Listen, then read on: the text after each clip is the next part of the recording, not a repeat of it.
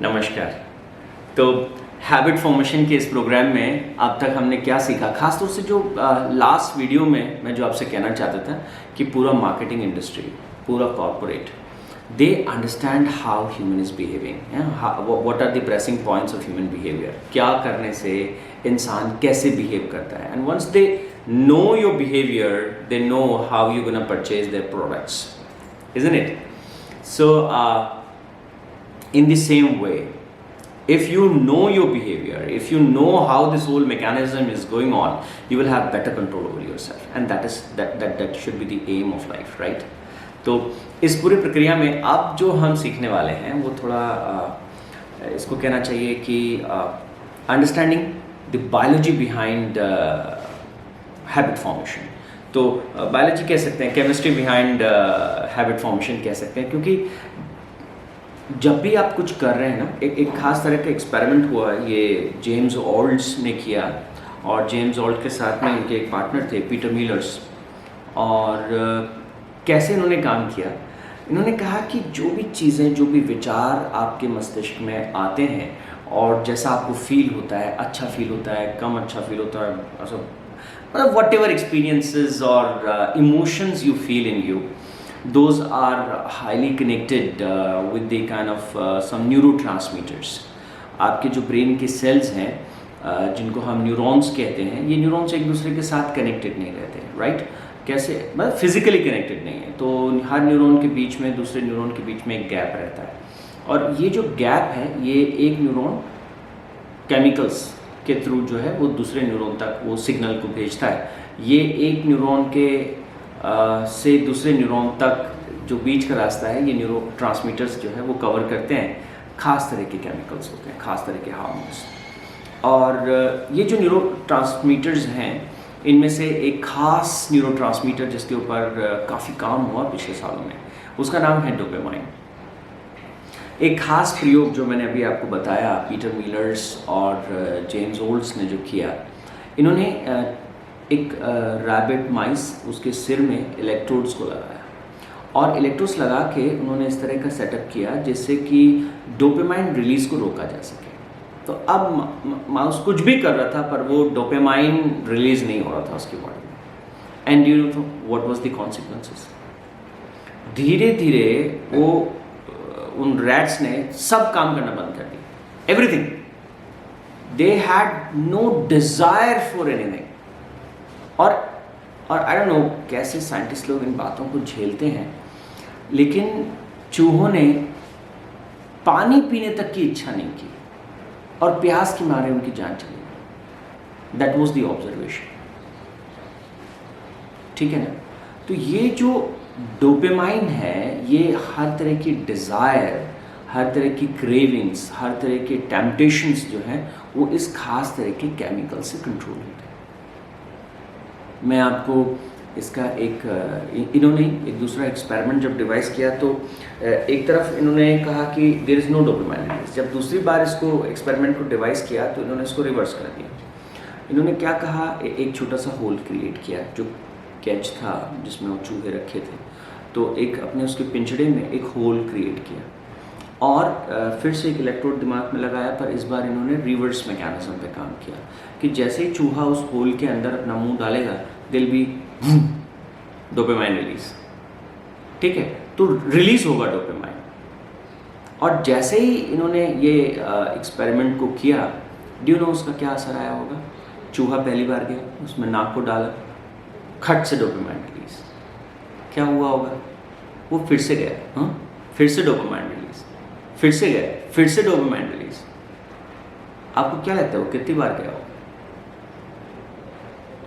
तो रिकॉर्ड्स कहते हैं दैट रैट, वो use keep putting nose into that hole again and again. 1 घंटे में 800 बार उसने अपनी नाक को उसमें लगाया। क्यों? डोपामाइन रिलीज हो रहा है, feeling good, feeling excited, feeling in control. और आप सोचेंगे ना कि चूहे का और इंसान का क्या कनेक्शन? इंसान थोड़ी डोपामाइन रिलीज होने से इतनी बार करेगा और ये सब करेगा। लेकिन अगर आप थोड़ा सा इंसान के बिहेवियर को भी क्लोजली देखें, और जैसा देखा गया है, जो कैसीनोज होते हैं और कैसीनोज में जो व्हील्स होते हैं, मशीन स्लॉट्स, जहाँ पे लोग पैसे लगाते हैं, जुआ खेलते हैं, द सरप्राइजिंग फैक्ट इज कि वो जो एक्साइटमेंट है जीतने का कि बस इस बार जीतेंगे, 1 घंटे में लोग उस व्हील को 600 बार तक घुमाते हैं। एक और दाव, एक और दाव, एक और बार, एक और बार, 600 times in 1 hour. So more or less, if you talk about the basic structure or basic connection of dopamine and human behavior and response, more or less हम भी उसी चूहे की तरह उसी छेद में बार बार अपने नाक को डालते हैं, no matter how intelligent species we are. And it is not about one gaming, और जो मैंने कहा कि जुआ खेलने की बात थी, पर अलग अलग क्षेत्र में। नाउ जब चीज़ें डिज़ाइन होती हैं, जब गेम्स डिज़ाइन होते हैं, जब मूवीज़ डिज़ाइन होते हैं, तो dopamine rush is a criteria. हमने एक फिल्म को, सीन को शूट किया है, कितना डोपामाइन आपके ब्लड में रिलीज होता है, वो एक क्राइटेरिया है कितना बढ़िया सीन निकल के आया। अब क्या होगा? Can you escape? No, you can not. Movie बहुत बढ़िया थी, अरे वो वीडियो गेम तो कमाल का है। कमाल का है? सेम जो चूहे के साथ हो रहा है, सेम वो इंसान के साथ हो रहा है। So this whole environment of arts has been designed in such a way, चाहे तो मॉल्स हैं, चाहे मैं उनके खिलाफ नहीं हूँ।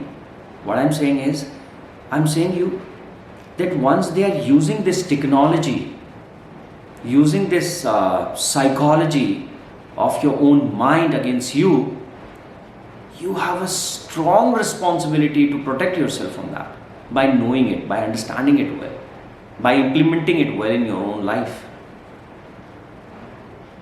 तो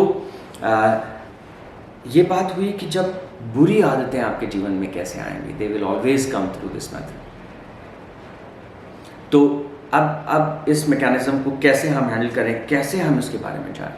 ये जो डोपामाइन फीडबैक लूप है कि किसी चीज़ में जाना, उसको डोपामाइन का रिलीज़ होना, फिर उसमें जाना, फिर डोपामाइन का रिलीज़ होना, this is called dopamine feedback loop. So once you have this for any of the action, you would like to do it again and again. यहाँ पर एक और इंटरेस्टिंग बात है जिसको आपको समझना चाहिए। क्या होता है, आपके पास हमेशा 2 चीज़ें होती हैं। एक होता है जब आप किसी चीज़ को करना चाहते हैं, और एक होता है जब आपके सामने उस चीज़ का एक रिजल्ट होता है ना, आपने कर दिया, एक परिणाम निकला। तो इसको ऐसे समझ सकते हैं, you want to go for some kind of vacations, so you are planning for that, right? You want it, you want that to happen in your life. सो आप यूरोप ट्रिप पे जाना चाहते हैं, and then you save some money and then आप चले गए trip पे। 2 परिस्थितियाँ होती, एक you wanted to go and then you had that dopamine release, yes, excitement, I want do it, that passion. Second क्या हुआ, आप वहाँ गए, ठीक है, आपको क्या लगता है जब आप वास्तविकता में यूरोप में गए होंगे और देख रहे होंगे तब ज़्यादा डोपामाइन रिलीज होगा, या जब आप उसकी तैयारी कर रहे होंगे जब तो ज़्यादा रिलीज होगा? ओके, आई डोंट नो कि आपने सही गैस किया कि नहीं, लेकिन जब हम किसी चीज़ को चाहते हैं, वांटिंग प्रोड्यूस मोर डोपामाइन, और इसीलिए कहते हैं जो चाह होती है, जो इच्छा होती है, that gives boost of that dopamine. उसमें जो एक एक्साइटमेंट होता है, बस करना है, वो एक क्रेविंग जो होती है, वो जो टेम्पटेशंस होते हैं।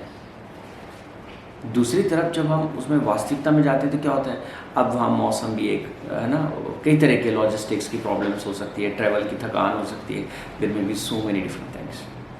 Now how to approach it, how we can use this understanding for your own benefit in your own life. Okay, so when you plan your studies, how you should go about it. There are people, they plan beautifully, and they plan, and that plan is so excited that execution of that plan that didn't take up, because वो execution के लिए अब उतना excitement ही नहीं है, उतना dopamine release ही नहीं हो रहा, because you have enjoyed it just in the process of planning and setting up goals. So what I'm saying is, and this point when we started the whole discussion on habit formations, I told you don't focus on goals. Don't think of that once you will achieve this kind of results will come in my life and they'll be great. That chemical state of the brain will create some problems further. Even I think if you have heard about in Bhagavad Gita, Bhagavan Shri Krishna says, don't focus on that result, because just thinking about the result gives you dopamine release, and then your ability for or executional power for the work that goes little down. So where we should focus ourselves then? We should focus ourselves on some kind of what? Systems. Create small systems in your life. So every time you follow that routine, you follow that system, you feel satisfied. Oh wow, I did it. And then that release should come. And it should be a continuous process. Dopamine feedback loop को हमें setup करना पड़ेगा, और हमें इस तरह से setup करना पड़ेगा कि वो पॉजिटिव हैबिट्स के लिए एक रीइंफोर्समेंट का काम करे.